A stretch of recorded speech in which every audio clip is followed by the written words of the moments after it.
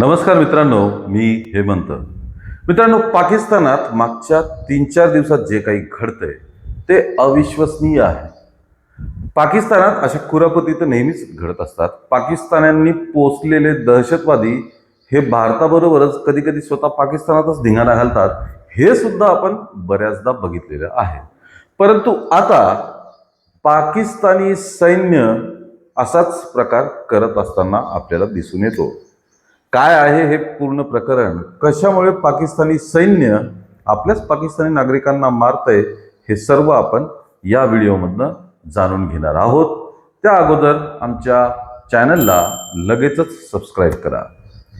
मित्रांनो, 5 जून नंतर पाकिस्तानात पाकिस्तानी सैन्यांच्या कारवाईमध्ये पीओके मधील म्हणजे पाक ऑक्युपाईड काश्मीर मधील 30 नागरिकांचा मृत्यू झाल्याचं समजतंय. कदाचित आकडा हा त्यापेक्षा जास्त असणारच आहे, पण पाकिस्तान नेहमीप्रमाणे ते लपवून ठेवते.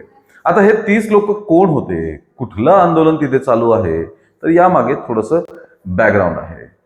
आंदोलन करणारे लोक ज्या संघटनेचे आहेत त्या संघटनेचं नाव आहे Jammu and Kashmir joint Awami action committee, JAAC. ही संघटना हे आंदोलन करत आहे. आता हे आंदोलन का करावं लागतंय, कारण जेव्हा बांगलादेशाची निर्मिती झाली होती 71 साली, तशीच काहीशी परिस्थिती सध्या पाकिस्तानात निर्माण झालेली आहे. पाकिस्तान आणि पाक ऑक्युपाईड काश्मीर यामध्ये हा संघर्ष आपल्याला दिसून येत आहे.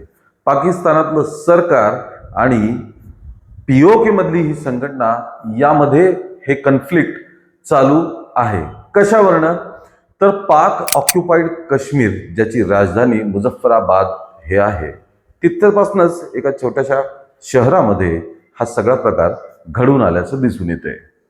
मुळात पीओकेची आपली विधानसभा आहे, त्या विधानसभेत 53 सीट असतात. या 53 जागांपैकी 12 जागा या राखीव असतात.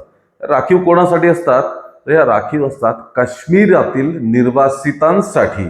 त्यांचं सदस्यत्व त्या ठिकाणी 12 जागांवरती असतं. म्हणजे या निर्वासित काश्मीरांच्या पैकीच कोणीतरी या 12 जागांवरती क्लेम करू शकतं. पण JAACचं हे म्हणणं आहे की पाकिस्तान सरकार त्यांनी पुरस्कृत केलेले किंवा त्यांनी नेमलेले सदस्यच या 12 जागांवरती भरत असतात, जे की JAACला मान्य नाही.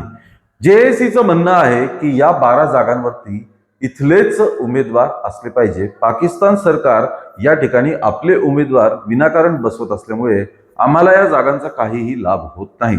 त्यामुळे या 12 जागा एक तर आम्ही पुरस्कृत केलेल्या सदस्यांपैकीच घेऊन भरा, अन्यथा या 12 जागा रद्द करा. यासाठी पाकिस्तानच्या न्यायालयामध्ये पिटिशन सुद्धा टाकण्यात आली होती आणि त्यावरती पाकिस्तानी न्यायालयाने असा निर्णय दिला की या 12 जागांना संविधानाचं संरक्षण असल्यामुळे त्या 12 जागा रद्द करण्यासाठी घटना दुरुस्ती करता येणार नाही. ते म्हणजे या 12 जागा रद्द करता येणार नाही. थोडक्यात न्यायालयाचं म्हणणं होतं की जसं चाललंय तसं चालू द्या.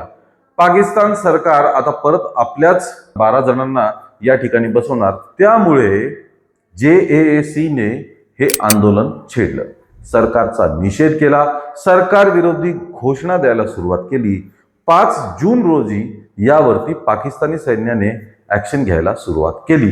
त्यांनी या JAACच्या कार्यकर्त्यांची धरपकड केली, आंदोलनकर्त्यांची धरपकड केली आणि त्यांना रोखण्यासाठी बळाचा देखील वापर केला. याच घटनेमध्ये हबीब नावाच्या एका व्यक्तीचा सैन्याच्या हातून मृत्यू झाला. आता पाकिस्तानी सैन्य याच्यावरती काय म्हणतं की जे आंदोलन करणारे लोक होते त्यांनी शॉटगन, हत्यारं हे सगळे आंदोलनात आणले होते. त्यापैकी काही जणांनी सैन्यावरती आणि सुरक्षा बळावरती गोळीबार करण्याचा प्रयत्न केला, त्यांच्यावरती हल्ला करण्याचा प्रयत्न केला. प्रति हल्ल्या दाखल गोळीबार करावा लागला, ज्यामध्ये या हबीबचा मृत्यू झाला. हबीबचा मृत्यू झाल्यानंतर मात्र हे प्रकरण आणखी जास्त चिघळलं. JAACने यावरती आपलं आंदोलन अजून तीव्र केलं आणि सरकार विरोधात मोठं रान पेटवलेलं आहे. मग पाकिस्तानी सैन्याने यावरती आणखी बळाचा वापर केला, आणखी गोळीबार केला, ज्यात आतापर्यंत 30 पाकिस्तानी पीओके मधल्या नागरिकांचा मृत्यू झालेला आहे. हे 30 लोक मारल्या गेल्यानंतर सुद्धा आकडा हा यापेक्षा कित्येक पटींनी जास्त असल्याचं बोललं जात आहे. त्याचप्रमाणे खरा आकडा जगासमोर आणि लोकांसमोर येऊ नये म्हणून पाकिस्तानी सैनिक हॉस्पिटलमध्ये जखमी आणि गंभीर स्वरूपात असलेल्या पेशंट्सला, या आंदोलनकर्त्यांना हॉस्पिटलमधनं सुद्धा उचलून गायब करत असल्याचं समजतं. याची चर्चा जागतिक पातळीवरती होत आहे. आता आपल्याच देशातले नागरिक, आपल्या देशातले म्हणजे POK काही त्यांचा नाहीये, तो पाक ऑक्युपाईड काश्मीर आहे, पण त्यातल्या काही भागावरती पाकिस्तानचं नियंत्रण आहे. जसं मुझफ्फराबादमध्ये पाकिस्तानचं नियंत्रण आहे. इथे ते त्याच नागरिकांना, आपल्याच नागरिकांना मारण्याचा प्रयत्न करत आहेत, मारले देखील आहेत आणि तिथे निव्वळ अराजकता पसरलेली आहे. पाकिस्तान म्हटलं की अराजकता तर आलीच. तीच अराजकता तिथे मोठ्या प्रमाणात दिसून येत आहे. त्यामुळे POK मधल्या नागरिकांनी, JAAC सोबतच POK मधल्या नागरिकांनी आता POK हा जो भाग आहे तो पाकिस्तानातून वेगळा करण्याची आणि स्वतंत्र राष्ट्राच्या निर्मितीची मागणी त्या ठिकाणी जोर पकडताना दिसून येत आहे. हीच वागणूक, हेच सगळं पाकिस्तान बांगलादेश सोबत करत होता. त्यामुळे पाकिस्तानच्या या दुतोंडीपणाला वैतागून, या डबल ढोलकीपणाला वैतागून बांगलादेश वेगळा झाला होता, ज्यामध्ये भारताने खूप मोठी भूमिका बजावलेली होती. आता तोच सगळा घटनाक्रम पाकिस्तान आणि पाकिस्तान ऑक्युपाईड काश्मीर बद्दल होत आहे. तिथल्या नागरिकांचं हे सुद्धा म्हणणं आहे की पाकिस्तान सरकार ही POKला नेहमीच दुय्यम वागणूक देत असतात. POK मधलं एक धरण आहे जिथे वीज निर्मिती होते, पण ही वीज POK मधल्या लोकांना मिळत नाही, तर ती रावळपिंडी आणि कराची या ठिकाणच्या लोकांना मिळते. ज्या ठिकाणी ही घटना घडलेली आहे, मुझफ्फराबाद पासून जवळच असलेले शहर, ते शहर भारताच्या सीमेपासून फक्त 40 किलोमीटर अंतरावरती आहे. म्हणजे भारताच्या इतक्या जवळ हा सगळा घटनाक्रम घडताना आपल्याला दिसून येत आहे. शक्यता आहे की भारत सुद्धा यामध्ये काही भूमिका घेईल.